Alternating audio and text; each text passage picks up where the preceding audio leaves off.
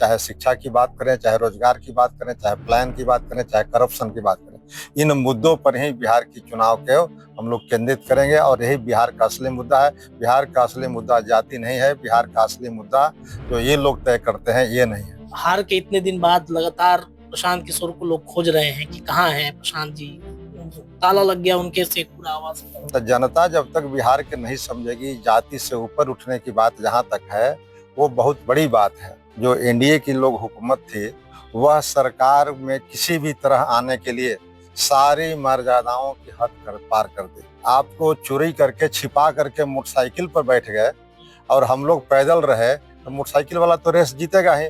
वही हाल हुआ है कि जिन्होंने जो गलतियां की है, सेटिंग किया है, गेटिंग किया है, उसके आधार पर वो चुनाव में प्रचंड बहुमत लाए हैं। प्रशांत किशोर जी की और जनसुराज की जो तैयारी चुनाव के पहले दिख रही थी, इससे राजनीतिक दलों में खास करके राजद, जनता दल यू और भाजपा में बेचैनी थी कि इसको हम कैसे फेस करेंगे। दर्शकों नमस्कार, मैं रत्नेश हूं और न्यूज इंडिया के एक खास रिपोर्ट में एक खास मेहमान के साथ मैं जुड़ा हूं। सबसे पहले इनका परिचय मैं दे देता हूं। इनका नाम है रामबली चंद्रवंशी, जनसुराज के नेता हैं, पूर्व एमएलसी रह चुके हैं और इस बार विधानसभा चुनाव में कुर्था विधानसभा क्षेत्र से जनसुराज पार्टी से ये चुनाव मैदान में थे। लेकिन जिस प्रकार से जनसुराज की हार हुई है, जीरो कहा जा रहा है कि जीरो पर आउट हो गई जनसुराज। कई बड़ी वजह रही, क्या ये देखते हैं किस तरीके से जनसुराज की हार हुई? क्या जो फ्रीबीज का सिस्टम था बिहार पर वो हावी था? प्रशांत किशोर आखिरकार इतने दिन से खामोश क्यों हैं चुनाव हारने के बाद? तो उन्होंने कहा कि हम जनता के बीच ही रहेंगे, लेकिन वो काफी दिन से गायब भी थे। इस पर भी बड़ा सवाल उठ रहा है। तो तमाम मुद्दों पर बातचीत करेंगे। रामबली जी, आपका बहुत बहुत स्वागत है हमारे चैनल पर। शुक्रिया, धन्यवाद आप। सबसे पहला प्रश्न सर, कि हार के इतने दिन बाद लगातार प्रशांत किशोर को लोग खोज रहे हैं कि कहाँ हैं प्रशांत जी, ताला लग गया उनके से पूरा आवाज। नहीं, देखिए, हार के बाद प्रशांत जी गायब नहीं हुए। हार के बाद उन्होंने बाकायदा पीसी किया है और सब लोगों को बताया है कि हार की वजहों का भी और आगे की रणनीति का भी कि हम मुकाबला करेंगे।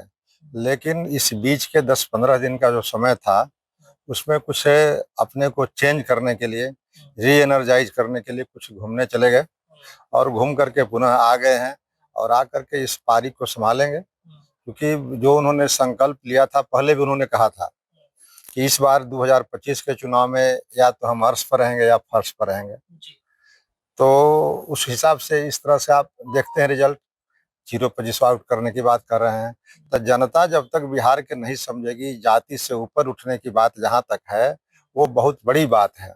और उस पर भी सबसे बड़ा बात ये हुआ कि नीतीश कुमार जी और भारतीय जनता पार्टी की जो एनडीए की लोग हुकूमत थी वह सरकार में किसी भी तरह आने के लिए सारी मर्यादाओं की हद पार कर दी।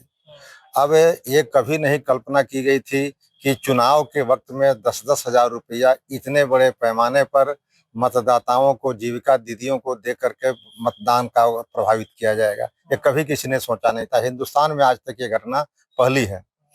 तो अब एक-एक के कंस्टिट्यूएंसी में जब 60-60, 62 हजार लोगों के घरों में जब 10-10 हजार रुपये आएंगे सरकारी खजाने से, तब मतदान तो प्रभावित होना लाजमी है। इसलिए अब नीतीश जी के बारे में जो प्रशांत जी का या जनसुराज का पहले धारणा थी, तो उसका मतलब था कि पहले हम लोग रेस पर चल रहे थे। जनतंत्र में जो वोटिंग का समय था जो 2025, तो वो अभी पैदल थे, हम लोग भी पैदल थे। लेकिन बाद में भाजपा और नीतीश कुमार जी ने आपको चोरी करके छिपा करके मोटरसाइकिल पर बैठ गए और हम लोग पैदल रहे तो मोटरसाइकिल वाला तो रेस जीतेगा ही।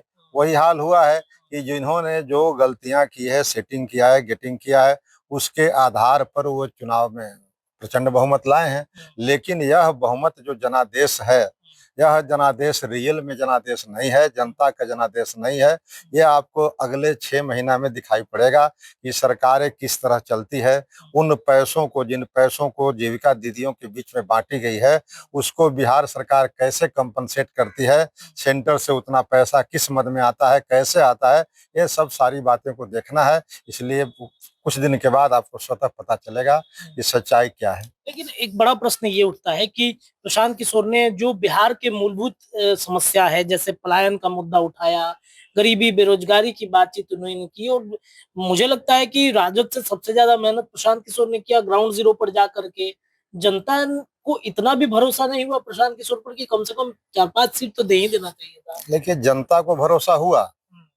प्रशांत किशोर जी ने जो मुद्दे उठाए उस मुद्दे पर ही चुनाव केंद्रित था और प्रधानमंत्री तक को भी उस मुद्दे को कहना पड़ा, चर्चा करना पड़ा।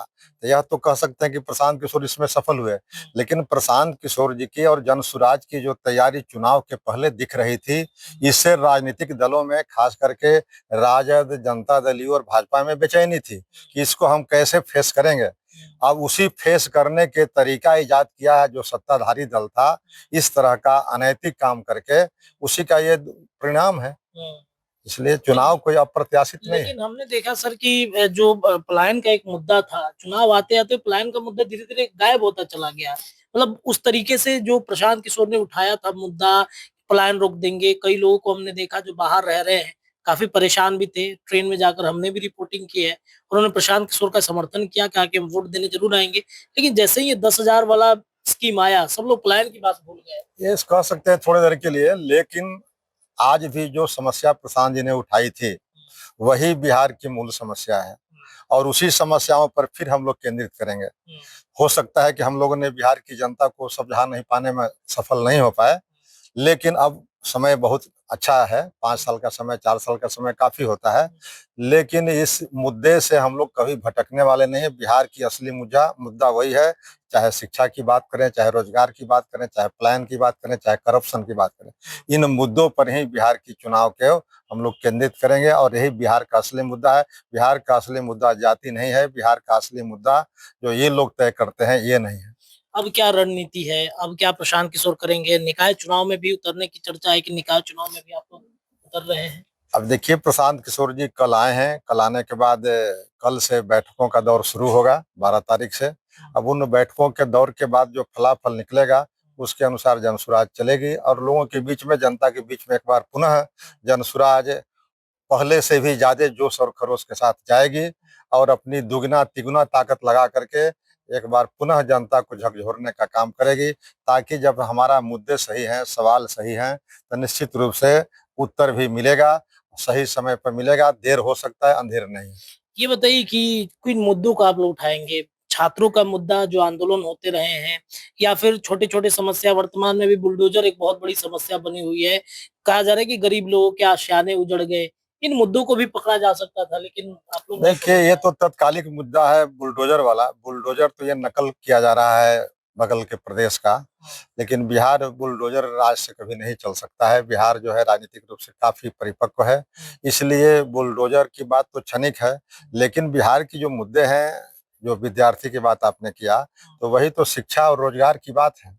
आज हर प्रश्न पत्र आउट हो जाते हैं, तो आखिर जो विद्यार्थी मेहनत करके वर्षों से तैयारी करता है और जाता है जब परीक्षा देने तो क्वेश्चन आउट हो जाते हैं। तो इन्हीं सब मुद्दों पर तो बिहार को केंद्रित करना है, राजनीतिक दलों को, खास करके जनसुराज को, और उसके बाद फिर बिहार में बदलाव होगा।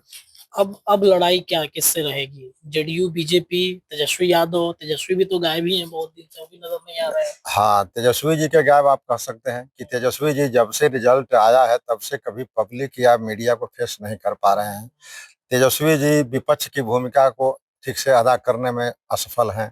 तेजस्वी जी 5 दिन का विशेष सत्र चला विधानसभा का, उसमें भी यूरोप यात्रा पर निकल गए। तो यह सब तेजस्वी जी पर आप कह सकते हैं, लेकिन जनसुराज और जनसुराज के सूत्रधार प्रशांत किशोर जी पर ये कहीं बातें लागू नहीं होती है।